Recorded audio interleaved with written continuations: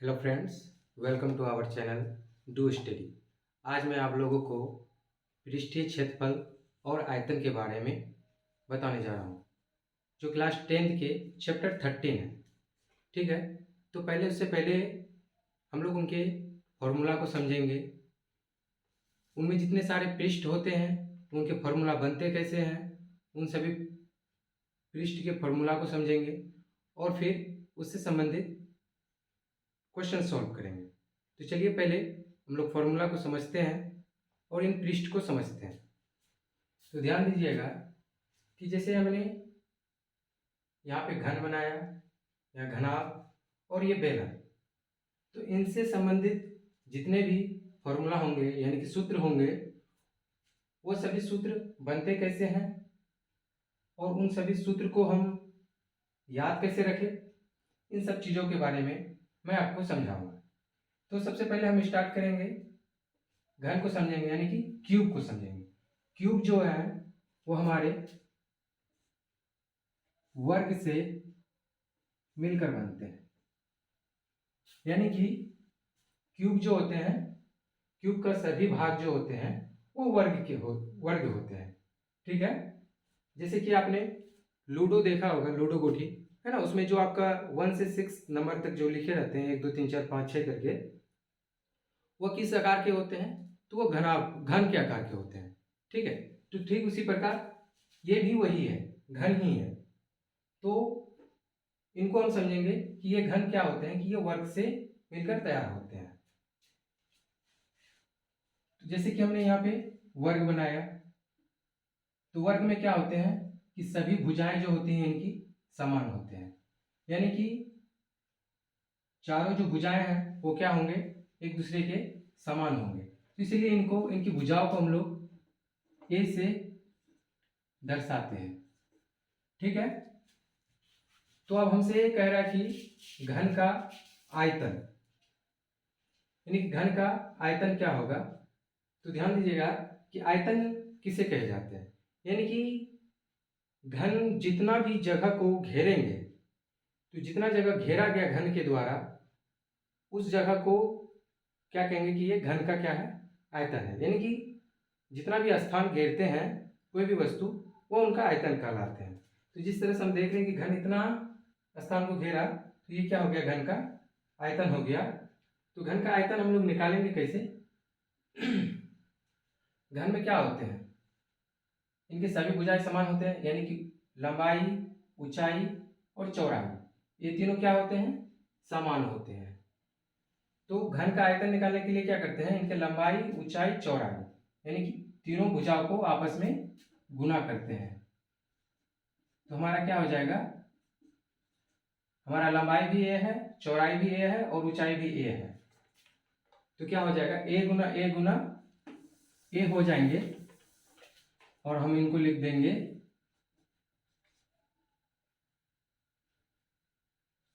ए square, यानी कि ए square नहीं, ए क्यूब हो जाएंगे। ठीक है,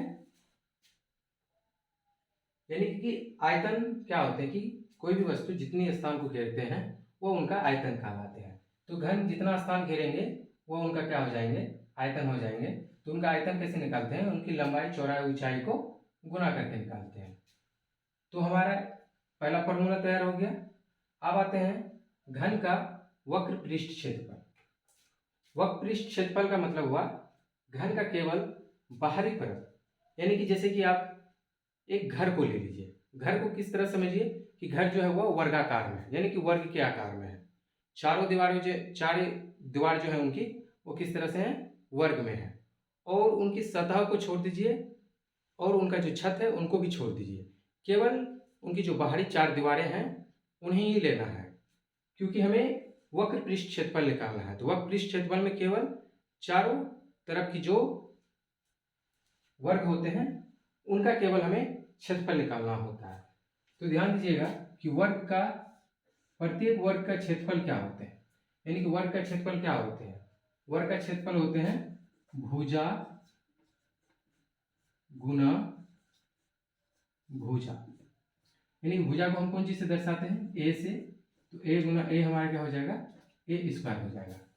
और कितने वर्ग है यहाँ पे, तो वर्ग के टोटल कितने पृष्ठ होते हैं, वर्ग यानी घन के टोटल कितने पृष्ठ होते हैं, घन के 6 पृष्ठ होते हैं, जिसमें से हम 2 पृष्ठ को छोड़ रहे हैं, एक यानी सतह वाले और एक छत, तो केवल 4 पृष्ठ बचे।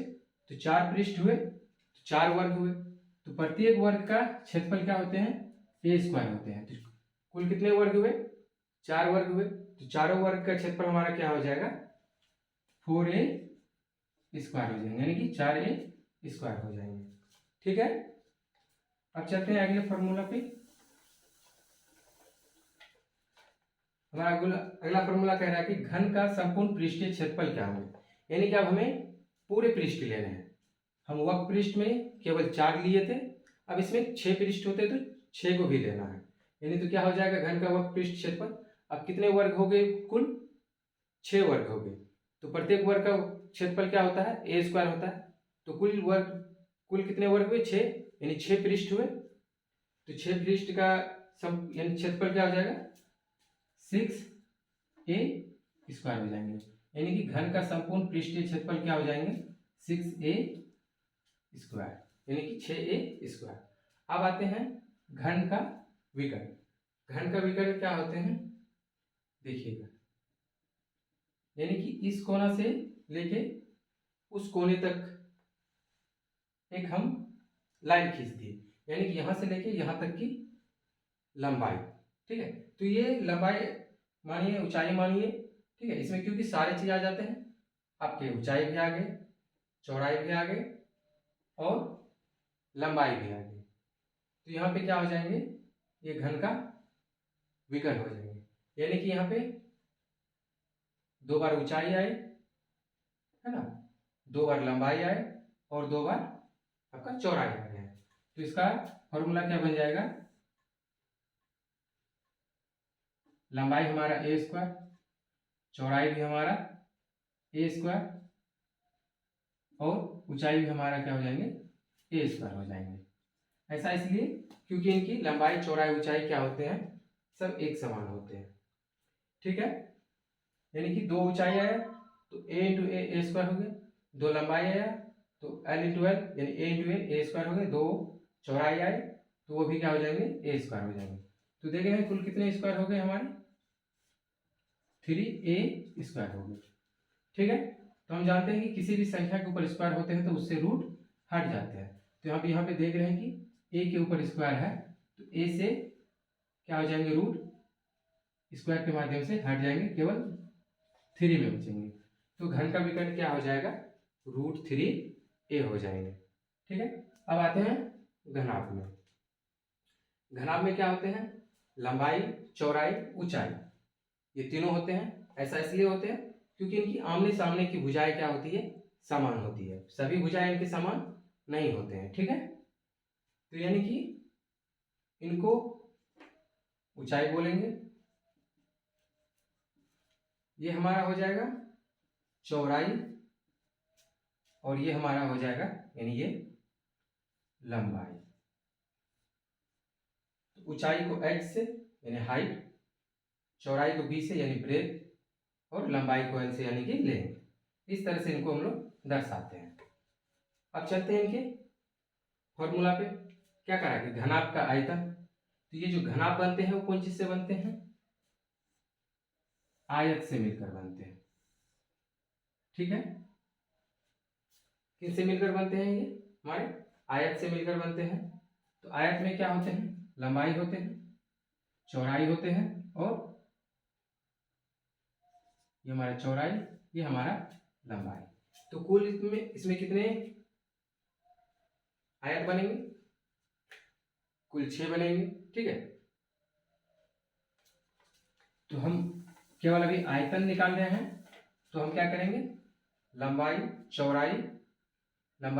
चौड़ाई और ऊंचाई को क्या कर देंगे, इनका गुना कर देंगे, तो हमारा घनाभ का आयतन निकल के आ जाएगा। हम जानते हैं कि घनाभ का आयतन क्या होता है कि कोई भी वस्तु जितने स्थान को घेरते हैं वो उनके आयतन कहलाते हैं। तो हमारे यहाँ से क्या हो जाएगा कि हमारा लंबाई चौड़ाई और ऊंचाई आपस में गुना होके इनके आयतन को निकालेंगे। तो घनाभ का आयतन हमारा क्या हो जाएगा, सूत्र इनका लंबाई गुना चौड़ाई गुना ऊंचाई हो जाएंगे। अब आते हैं हम घनाभ का वक्र पृष्ठ क्षेत्रफल में। जिस तरह से हमने घन का वक्र पृष्ठ क्षेत्रफल निकाला था, उसी तरह हम लोग घनाभ का वक्र पृष्ठ क्षेत्रफल निकालेंगे। तो घनाभ का वक्र पृष्ठ क्षेत्रफल यानी कि घनाभ, अब हमारा रूम किस तरह हो जाएगा, कमरा, अब हमारा कमरा हो जाएगा आयताकार में, यानी कि आयत के आकार में। हमारी सारी दीवारें किस तरह हो जाएंगे, आयत में, ठीक है, यानी कि इस तरह से हो जाएंगे।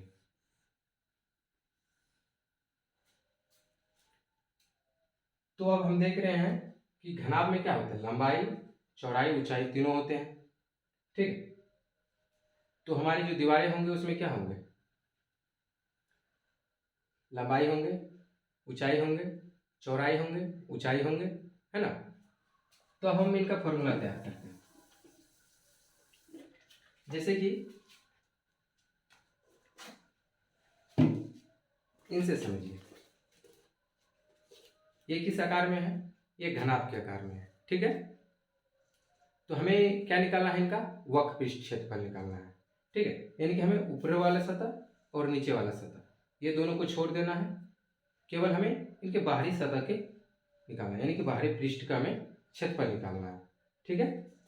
तो हम यहाँ देख रहे हैं ये हमारा ऊंचाई हो गया, ये हमारा लंबाई हो गया, यानी कि क्या बन जाएंगे ये L इंटू एच, ठीक है, लंबाई ऊंचाई। ठीक उसी प्रकार से इधर भी क्या हो जाएंगे, लंबाई ऊंचाई, यानी कि L into H plus L into H हो जाएंगे, क्योंकि दो बार आए, है ना, एक ये वाला भाग का, एक ये वाला भाग का, तो दो बार हम L इंटू एच लिखेंगे। फिर आते हैं इस वाले पार्ट में। तो यहाँ पे देख रहे हैं ये उनका ऊंचाई हुआ, ये उनका चौड़ाई हुआ, तो हमारा क्या हो जाएगा प्लस बी इंटू एच। ठीक उसी तरह से इस तरह से भी, इस तरफ भी हमारे क्या हो जाएंगे, ये हमारा चौड़ाई हुआ और ये हमारा ऊंचाई होगा। अब हमें ये वाले और ये वाले पृष्ठ का नहीं लेना है, क्योंकि हमें वक्र पृष्ठ का क्षेत्रफल हम निकाल रहे हैं।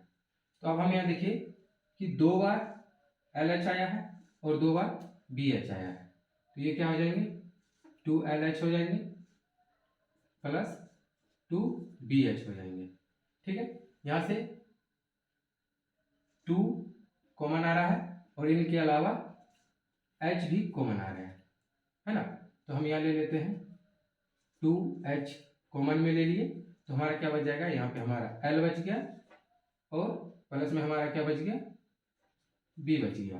यानी कि घनाभ का हमारा वक्र पृष्ठ क्षेत्रफल क्या आ जाएंगे 2H into L plus B हो जाएंगे, ठीक है। अब हम इनको शॉर्ट में लिख लेते हैं ताकि हम इनका फॉर्मूला यहाँ पे लिख सके।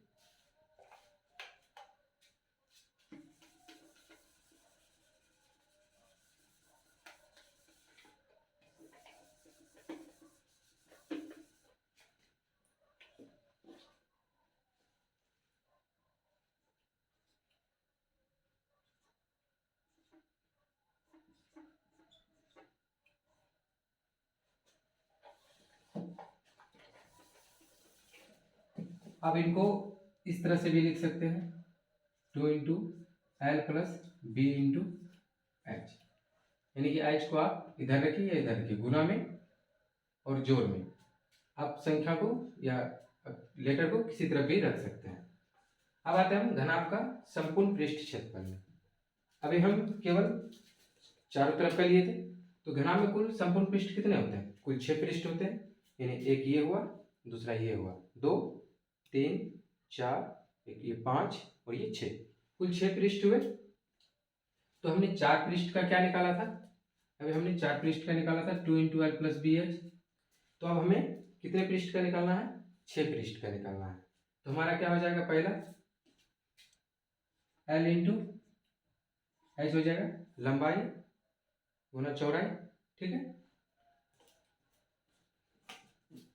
लंबाई गुना चौड़ाई दो बार आ जाएंगे, इधर से भी लंबाई गुना चौड़ाई आ जाएंगे, यानी जोड़ एल इंटू एच हो जाएंगे प्लस इस तरफ का हो गया हमारा।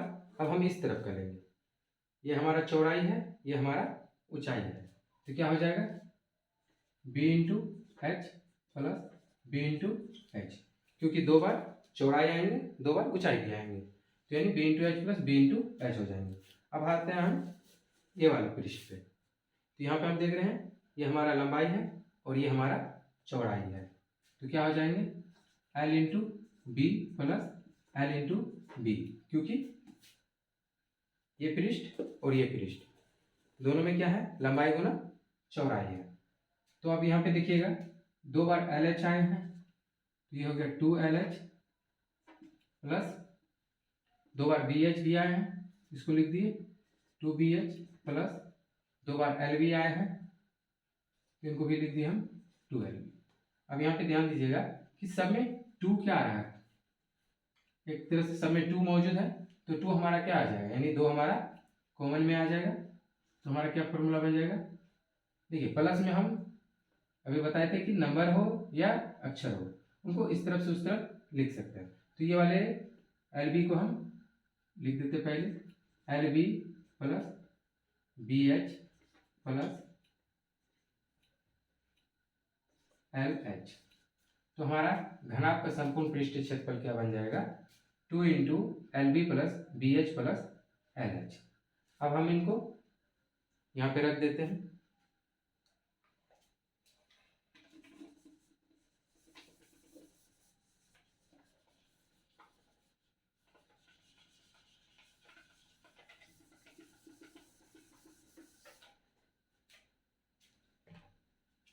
तो हमारा घनाभ का संपूर्ण पृष्ठीय क्षेत्रफल हो गया 2 into LB plus BH plus LH। ठीक है, अब हम चलेंगे घनाभ का विकर्ण में। तो ध्यान दीजिएगा जिस तरह से हम घन का विकर्ण निकाले थे उसी तरह से हम घनाभ का भी विकर्ण निकालेंगे। घन में सभी भुजाएं समान होती हैं, लेकिन घनाभ में लंबाई चौड़ाई ऊंचाई तीनों होते हैं, तो यानी कि 2 बार लंबाई आएगा आपका, 2 बार ऊंचाई आएगा और 2 बार चौड़ाई आएगा, तो आपका हो जाएगा root under L square plus B square plus H square. ऐसा क्यों होगा, क्योंकि ये जो रेखाएं खींचे हैं ये लंबाई चौड़ाई ऊंचाई तीनों से होके गुजरते हैं, यानी कि तीनों की ये दूरियों को बताते हैं कि इस कोण से लेकर इस कोण तक की दूरी क्या होगी। अब इनको जैसे कि घनाभ का तिर्यक ऊंचाई भी इनको कह सकते हैं, तो हमारा ये क्या हो जाएगा root under L square plus B square plus H square हो जाएगा, क्योंकि 2 बार L गुना हो रहा, 2 बार H आ रहे हैं और 2 बार B आ रहे हैं। ठीक है यहाँ तक। अब चलते हैं हम लोग आगे बेलन में। ठीक है, तो बेलन को समझने से पहले आप वृत्त को समझ लीजिए।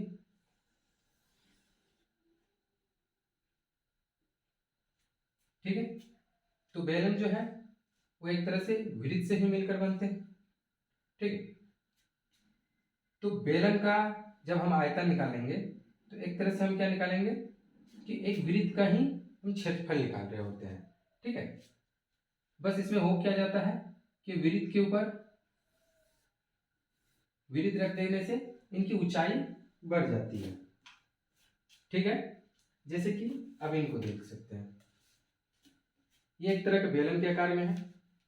ये मान लीजिए पहला वृत्त, उसके ऊपर दूसरा वृत्त, फिर तीसरा वृत्त और ये चौथा, इस तरह करके ये यहाँ इतनी ऊंचाई तक गए हैं।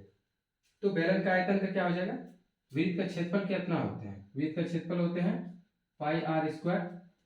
ठीक है, ये वृत्त के क्षेत्रफल के साथ साथ ये क्या हो रहा है, इनकी ऊंचाई भी बढ़ रहे हैं। ठीक है, तो यहाँ पे क्या जुड़ जाएंगे, बेलन का आयतन क्या हो जाएगा पाई आर स्क्वायर एच हो जाएगा। ठीक है, यानी कि आयतन अभी बताया था आपको, आयतन क्या होता है कि कोई भी वस्तु जितनी स्थान घेरते हैं, तो ये जितनी स्थान घेरेंगे उनका क्षेत्रफल प्लस और ये जितनी ऊंचाई तक जाएंगे वो, तो ये क्या हो जाएंगे पाई आर स्क्वायर एच हो जाएंगे।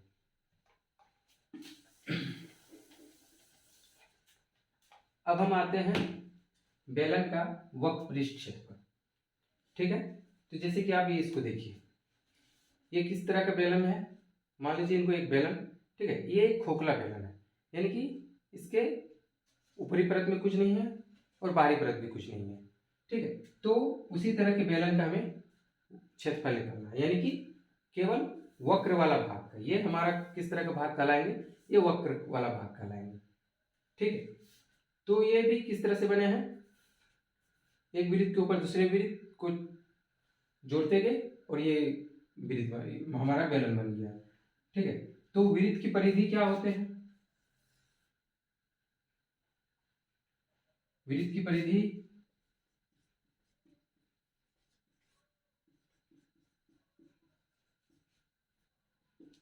देखिए, वृत्त की परिधि होते हैं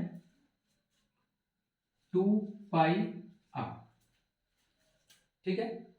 तो ये परिधि के साथ साथ क्या हो रहे हैं, ऊंचा भी हो रहे हैं, है ना, इनकी हाइट भी जारी है।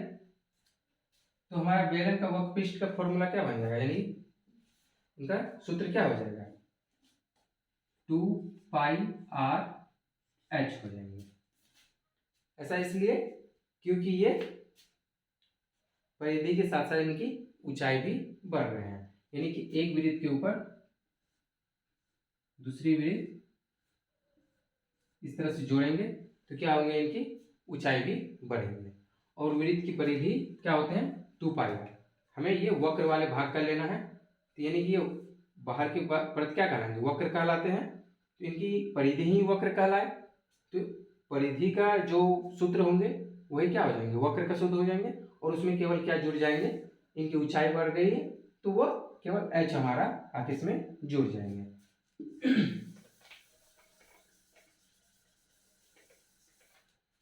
अब हम आते हैं बेलन का संपूर्ण पृष्ठ क्षेत्रफल।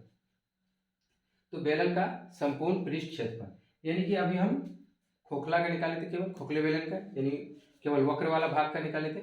अब हम ऊपर वाला भी का भी निकालेंगे और नीचे वाला का भी निकालेंगे। तो ऊपर में भी एक वृत्त आके जुड़ेगा और नीचे भी जुड़ेगा। तो पहले खोखले बेलन का वृत्त यानी कि वक्र बेलन का वृत्त की क्षेत्रफल क्या होता है, बेलन का वक्र पृष्ठ का क्षेत्रफल क्या होता है आपका, 2 पाई r h होता है प्लस। अब दो वृत्त आके इसमें जुड़ रहे हैं, ठीक है। तो ये क्या करेगा, एक तरह का स्थान करेगा, ठीक, इतना स्थान को घेरा, ये भी इतना स्थान को घेरा, यानी ये क्या हो जाएंगे, इस वृत्त का भी क्षेत्रफल हो जाएंगे